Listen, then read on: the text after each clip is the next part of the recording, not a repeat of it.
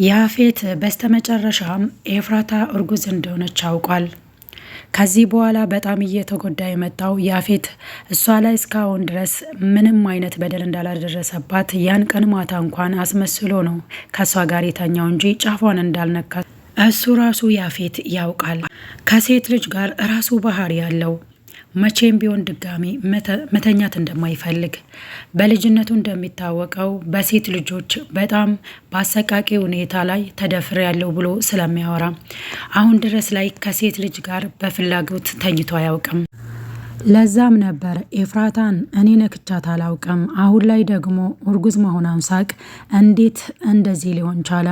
ያ ማለት ደግሞ ከናታን ጋር ከዚህ በፊት እንደተኙ እርግጠኛ ሆኗል። ያኔ ታዲያ በጣም አሳዛኙ ውሳኔ አስተላልፏል። ልጁን የሚያስወርድበት መድኃኒት እያፈላለገ ነው። ይህንን ታዲያ ሳያውቅ ኤፍራታ ሙሉ በሙሉ እዛ ቤት ውስጥ ነው ያለችው፣ እንዲሁም ደግሞ ድራማ እየሰራችበት መሆኑን አውቋል። ያፌት ግን አሁን ላይ በንዴትም ሆነ በምንም አይነት ነገር ያወቀውን እንዳለ ኤፍራታ እንዳወቀች ማስመሰል የለበትም። ለዛም ነበረ ጥሎ ወጥቶ ብቻውን መኪና ውስጥ ሲጠጣ የነበረው። ኤፍራታ በበኩላ ጤናዋ እየተመለሰ መጥቷል። አሁን ላይ የእሷ ቤተሰቦች የተባሉት በሙሉ እንዳለ ገነት፣ እንዲሁም ቤዛ፣ ጽዮን ሁሉም ቤተሰቦቿ እየመጡ እንደ ልብ እየጠየቋት ነው ያሉ። ያንንም ቢሆን የፈቀደው ራሱ ያፌት ነው። አቤል አብሯቸው ቢሆንም አሁን ላይ ግን በጣም መጥፎም ቢሆን አሁን ምንም እያደረገ እንዳልሆነ አይተናል። ገነት እዛ ቤት ውስጥ ምግብ እየሰራችላቸው በዛ ሁኔታ የምትቀጥል ከሆነ ከኤፍራታ ጋር አንድ ላይ የምትሆን ይሆናል።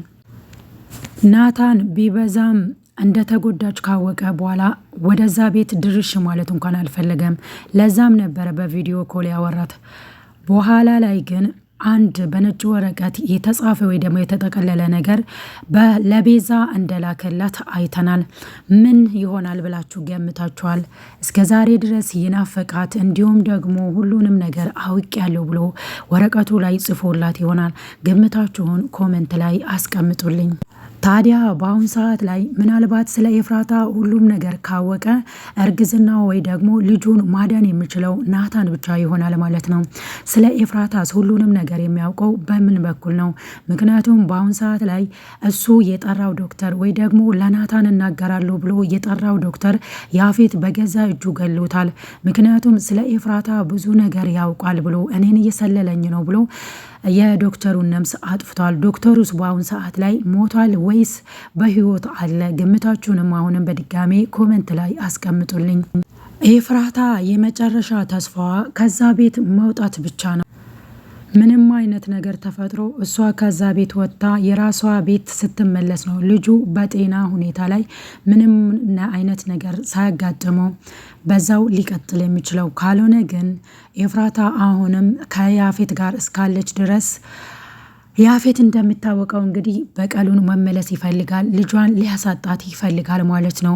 በተለይ የናታን መሆኑን ካወቀ በኋላ አሁን ላይ እንግዲህ ልጁ የናታን መሆኑን አውቃል። ስለዚህ ኤፍራታ ላይ እርምጃ የሚወስድ ይሆናል። ልጁን ሊያስወርድ እንግዲህ መድኃኒት እንደጠየቀ አይተናል። በምን ሁኔታ ነው ኤፍራታስ ልጇን ማዳን የምትችለው? በሁለት ነገር ነው። በአንደኛ ደረጃ ከዛ ቤት ውስጥ ሁሉንም ነገር ትታ ለቃ ቤቷ መመለስ አለባት። ማለትም እነ ናታን ቤት መመለስ አለባት። ይህንን ማታደርግ ከሆነ ግን ልጇን ማጣቷ አይቀርም። ምክንያቱም ያፌት እሷን ሊበቀላት ይፈልጋል።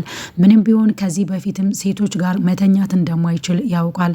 በብዙ ሴቶች በልጅነቱ ስለተደፈረ ይህንንም ነገር ደግሞ በራሱ እያወራ ነበር ማለት ነው። ሌላኛውና ሁለተኛው ነገር ናታን ስለ ሁሉም ነገር ካወቀ ስለ ኤፍራታ እርግዝና ካወቀ በኋላ ቤት በኩል ያውቃል የሚለውን ነገር አሳሳቢ ነው የሚሆነው። ነገር ግን ለያፌት እንዳሳበቀችው ሉሊት አሁንም ደግሞ ለናታን የምትናገረው ይሆናል። ከማን ይሆን ያረገዘችው የሚለው ነገር ጥያቄ ቢሆንባትም ነገር ግን ለወሬ ስለምትቸኩል ለናታን ምናልባት ልትነግረው ትችላለች። ናታን ደግሞ የኤፍራታን እርግዝና ካወቀ በኋላ ኤፍራታን ከዛ ቤት ውስጥ ሄዶ የሚያድናት ይሆናል። ከያፌትም ጋር ፊት ለፊት የሚጋፈጥ ይሆናል ማለት ነው። ናታን እንግዲህ እንደሚታወቀው ከኤፍራታ ጋር መተኛቱን እንኳን አያውቅም። ኤፍራታ ብቻ ናት የምታውቀው። እናም ደግሞ ጽዮን ናት የምታውቀው። ኤፍራታ ለጽዮን ስላጫወተች እንግዲህ ሐረግ ድራማ እስካሁን ድረስ በአሳዛኝ ሁኔታ ኤፍራታና ናታን አንድ ላይ ሳይሆኑ ቀጥሏል። እስከ መቼስ ድረስ ነው እንዲህ የሚቀጥሉት?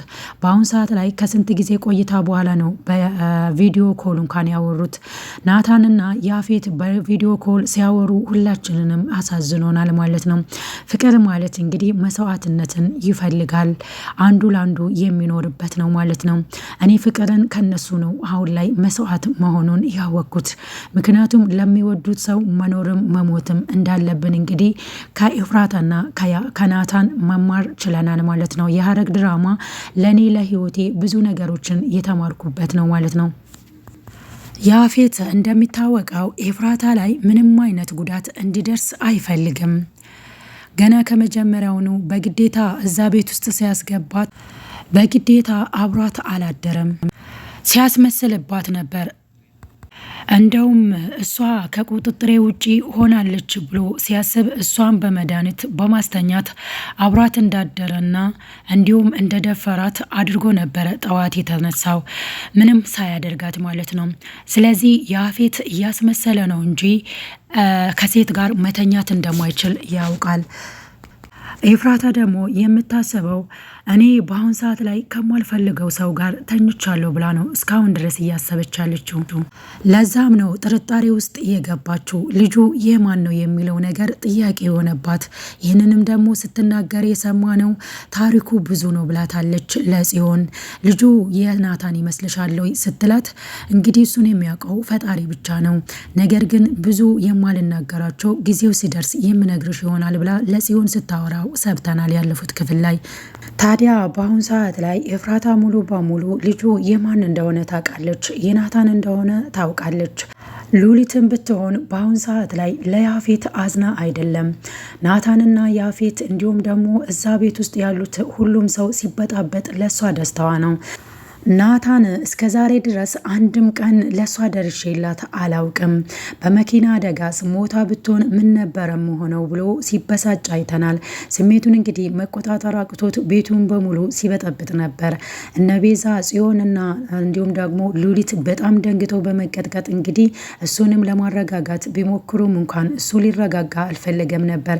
በስተመጨረሻም እንደዚህ መሆን ለአንተ ጥቅም የለውም፣ ተረጋጋና እሷን የምታገኝበትን መንገድ እናመቻቻለን ብለው ጽዮንና ቤዛ ተመካክሮ ናታንና ኤፍራታን በቪዲዮ ኮል አውርተዋል ማለት ነው። ያን ያፌት ቤት ቢኖር ኑሮ በጣም ከባድ ነበር። ነገር ግን ያ የገዛ ወንድሙ ሀረመኔ የሆነው ልጅ እዛ ቤት ውስጥ ቢኖርም ተኝቶ ስለነበር፣ ነገር ግን ሁለቱ ስለተገናኙ ብዙዎቻችን ደስ ብሎናል። አሁን ላይ ናታንና ኤፍራታ የሚገናኙበት ቀን እንዲሁም ደግሞ የያፌት ሴራ የሚገለጥበት ቀን ናፍቆናል ማለት ነው። ውድና የተከበራችሁ የመክሊት ቻናል ተከታታዮች እንኳን ደህና መጣችሁ። ለቻናልም አዲስ ከሆናችሁ ሰብስክራይብ ማድረጋችሁን እንዳትረሱ፣ ነባሮች ደግሞ ስለምታበረታቷት እጅግ አድርጌ አመሰግናለሁ። ለዛሬ ያዘጋጀውላችሁ ቪዲዮ ይህንን ይመስላል። በሌላ በቀጣይ ቪዲዮ እስክንገናኝ ድረስ ቸር ሰንብቱ።